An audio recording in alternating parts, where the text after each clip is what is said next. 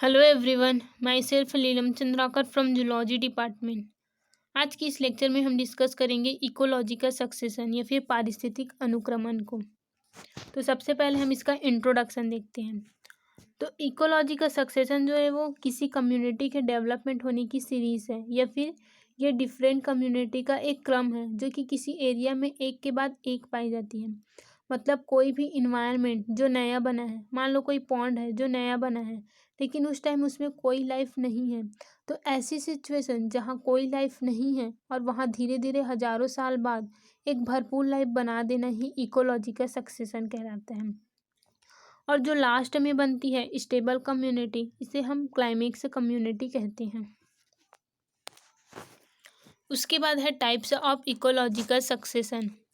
अब ecological succession जो है वो टू टाइप्स के होते हैं। इसमें से फर्स्ट है प्राइमरी सक्सेशन और सेकेंड है सेकेंडरी सक्सेशन। इसमें सबसे पहले हम देखेंगे प्राइमरी सक्सेशन। तो प्राइमरी सक्सेशन मतलब कि एक ऐसी सक्सेशन जहाँ पे बिल्कुल भी कोई लाइफ नहीं है और अगर फर्स्ट टाइम कोई लाइफ अपीयर्स हो तो उसे हम कहते हैं प्राइमरी सक्सेशन। ठीक है, जैसे कि फॉर एग्जांपल के लिए कोई नया तालाब बना है या फिर कोई बंजर ज़मीन है, उसमें उस टाइम कोई लाइफ नहीं है, फिर धीरे धीरे करके अगर कोई कम्युनिटी डेवलप होती है तो उसे हम कहेंगे प्राइमरी सक्सेशन। मतलब कि जो नए नए तालाब बने हैं उसमें सबसे पहले पानी भरेगा, ठीक है, उस टाइम उसमें कोई लाइफ नहीं होगा। उसके बाद जब धीरे धीरे उसमें सबसे पहले कुछ कुछ एल्गी और इनवर्टिब्रेट्स एनिमल जो है वो आने लगते हैं। फिर तालाब के चारों तरफ एक्वेटिक प्लांट्स उगती हैं जिससे तालाब का क्षेत्र जो है वो छोटा हो जाता है। तो कई सालों बाद जब तालाब में खूब पानी और प्लांट्स होती हैं तब उसमें फिशेस, फ्रॉग या फिर बाकी एक्वेटिक एनिमल जो है वो आने लगते हैं। तो इस प्रकार की सक्सेशन जहाँ पे पहले बार लाइफ जो है वो उत्पन्न हुई हो उसे हम कहते हैं प्राइमरी सक्सेशन। या फिर कोई बंजर ज़मीन है, ठीक है, उसमें अगर फर्स्ट टाइम कोई लाइफ अपीयर्स हो रही है, मतलब कोई कम्युनिटी बन रही है, तो उसे हम कहेंगे प्राइमरी सक्सेशन। उसके बाद सेकेंड है सेकेंडरी सक्सेशन। अब प्राइमरी सक्सेशन से बने पॉन्ड में अगर धीरे धीरे कई सालों में बारिश के पानी के साथ मिट्टी जो है वो आती जाती है और ये पूरी तरह से भरकर एक दलदली भूमि में और फिर भूमि में परिवर्तित हो जाती है, तो यहाँ पे जो टेरेस्ट्रियल कम्युनिटी डेवलप होती है तो उसे हम सेकेंडरी सक्सेशन कहते हैं। मतलब जहाँ दोबारा से लाइफ अपीयर्स हो रही हो, मतलब जहाँ दोबारा कोई कम्युनिटी बन रही है तो उसे हम कहते हैं सेकेंडरी सक्सेशन। ठीक है, उसके बाद है स्टेजेस ऑफ इकोलॉजिकल सक्सेशन। तो इकोलॉजिकल के हर एक स्टेज को सेरल स्टेज कहते हैं। इसके 3 स्टेज है। इसमें से फर्स्ट है जीरोसियर, सेकेंड है हाइड्रोसियर और थर्ड है मीजोसियर। इसमें सबसे पहले हम देखेंगे जीरोसियर या फिर उसी को मरुक्रमक भी बोलते हैं। तो ये सक्सेशन जो है वो उन एरिया में मिलता है जहाँ पे वाटर की बहुत कमी होती है और टेम्परेचर ज़्यादा होता है। ठीक है, जैसे कि रेगिस्तान हो गया, ढलाने, पहाड़ियाँ, रेतीले मैदान। ठीक है, यहाँ पे ये सक्सेशन जो है वो मिलता है। अब इसके अलग अलग स्टेज हैं। इसमें से फर्स्ट है क्रस्टोज लाइकेन स्टेज, सेकेंड है फॉलियोज लाइकेन स्टेज, थर्ड है मास स्टेज, फोर्थ है हर्बेशियस स्टेज, फिफ्थ है श्रब स्टेज और सिक्स है क्लाइमेक्स स्टेज।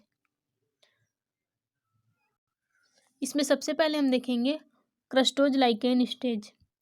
तो रेगिस्तान में अधिक टेम्परेचर और वाटर की कमी के कारण सॉइल में ह्यूमस नहीं होती है। ठीक है, अब जो क्रस्टोज लाइकेन है वे बारिश के सीजन में अपने अंदर काफ़ी मात्रा में वाटर को स्टोर कर लेते हैं जिसकी मदद से ये फलते और फूलते हैं। ठीक है, इन लाइकेन के एग्जांपल है जैसे कि राइजोकार्पन, राइनोडिना। ये जो है वो एक प्रकार का एसिड सीक्रेट करते हैं जिससे जो रॉक्स है, चट्टानें हैं, वो टूटने लगती हैं। ठीक है, और जब ये लाइकेन मर जाते हैं तो इसके तो डेथ लाइकेन और जो चट्टानों के कण जो कि टूटा है, ठीक है, वो मिलकर कुछ ऐसे ऑर्गेनिक सब्सटेंस का फॉर्मेशन करते हैं जो हायर लाइकेन के उगने और उसके ग्रोथ करने के लिए अनुकूल होते हैं। ठीक है, उसके बाद सेकेंड है फॉलियोज लाइकेन स्टेज। तो क्रस्टोज लाइकेन के बाद डर्मेटोकार्पान, पार्मेलिया अम्बिलिकाना जैसे हायर लाइकेन जो है वो उगने लगते हैं। मतलब कि फॉलिएज लाइकेन उगने लगते हैं। ठीक है, अब ये भी कुछ प्रकार के एसिड सीक्रेट करते हैं जिससे जो चट्टानें हैं वो टूटने लगती हैं। ठीक है, और जब इन फोलियोज लाइकेन की डेथ होती है तो डेड फोलियोज लाइकेन और जो चट्टानें टूटी है तो जो रॉक्स की पार्टिकल्स है ये मिल करके ऑर्गेनिक सब्सटेंस का फॉर्मेशन करते हैं जिससे ह्यूमस का फॉर्मेशन होने लगता है। ठीक है, जो कि एक लेयर के रूप में रॉक्स में जम जाती है। ठीक है, अब इस सॉइल में मतलब कि जो चट्टान है उसमें उचित मात्रा में मॉइस्चर रहती है, नमी रहती है। ठीक है, जैसे कि ये एक स्टेज है, इसमें से फर्स्ट है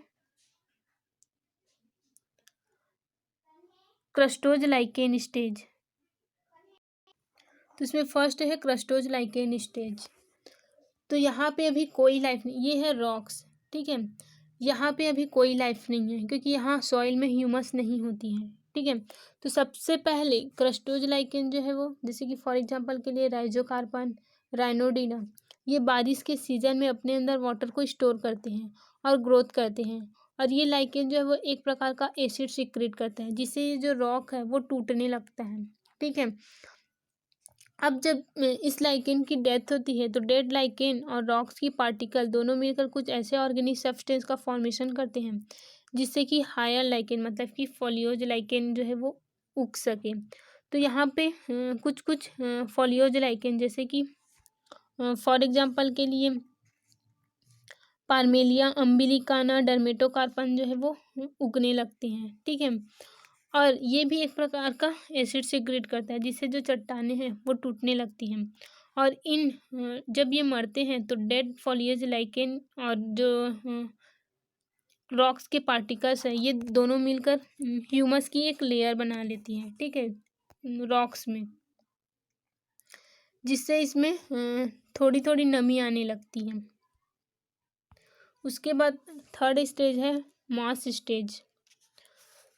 तो ह्यूमस की परत में पहले टार्टुला, ग्रीमिया, ब्रियम, बारफुला ये पौधे जो है वो उगते हैं। उसके बाद कुछ कुछ मांस पौधे इस लेयर में उगने लगते हैं जैसे कि पॉलीट्राइकस, फ्यूनेरिया, स्फैग्नम। ठीक है, अब इन प्लांट्स के साथ साथ कुछ स्पाइडर और माइट्स भी इसमें आकर रहने लगते हैं। ठीक है, जो चट्टानों की दरारें हैं उसमें आकर ये जो एनिमल्स हैं वो रहने लगते हैं। उसके बाद फोर्थ है हर्बेसियस स्टेज या फिर शाखीय अवस्था। तो मास प्लांट द्वारा और अधिक जो चट्टानें हैं वो विखंडित होते हैं मतलब कि टूटते हैं, और जिससे टूटे हुए चट्टानों के कण और जो डेड पौधे हैं ये मिलकर सॉइल की एक मोटी लेयर बनाती हैं। ठीक है, अब ये जो सॉइल है वो शाकीय पौधे मतलब कि हर्बेसियस प्लांट्स के लिए अधिक अनुकूल होती हैं। तो यहाँ पे कुछ कुछ हर्बेसियस प्लांट जैसे कि एंड्रोपोगान, ब्रूमसेट जैसे ग्रासेस उगने लगती हैं। अब इन ग्रास की जड़ों से और जो चट्टानें विखंडित हुई हैं उससे और मतलब कि जो ग्रास है उसकी रूट से और अधिक चट्टान जो है वो टूटने लगती है जिससे लगातार ह्यूमस की कई परतें बनती जाती हैं। ठीक है, ठीक है, तो उसके बाद है श्रब स्टेज। अब ह्यूमस की कई परतें बन जाने के बाद जो सॉइल है उसमें कुछ कुछ झाड़ियाँ उगने लगती हैं। ठीक है, क्योंकि यहाँ पे सॉइल जो है वो धीरे धीरे करके मोटी होती जाती है जिससे इसमें कुछ कुछ झाड़ियाँ जैसे कि प्रोजोपिस, कैपारिस, जिजीफस, अकेसिया जैसे प्लांट जो है वो मतलब श्रब पौधे उगने लगते हैं। ठीक है, अब इन प्लांट्स के साथ साथ कुछ कुछ इंसेक्ट, रेप्टाइल्स और मैमल्स भी इन झाड़ियों में आकर रहने लगते हैं। उसके बाद है फॉरेस्ट स्टेज या फिर इसी को क्लाइमेक्स स्टेज भी कहते हैं।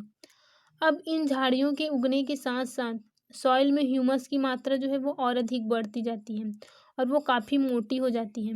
अब ऐसी मिट्टी में कुछ कुछ काष्ठीय पौधे जो है वो उगने लगते हैं। ठीक है, और इस मिट्टी में मतलब कि एक धीरे धीरे उगकर ये घने जंगल का फॉर्मेशन कर लेते हैं। ठीक है, इसको क्लाइमेक्स स्टेज कहा जाता है मतलब कि अंतिम अवस्था।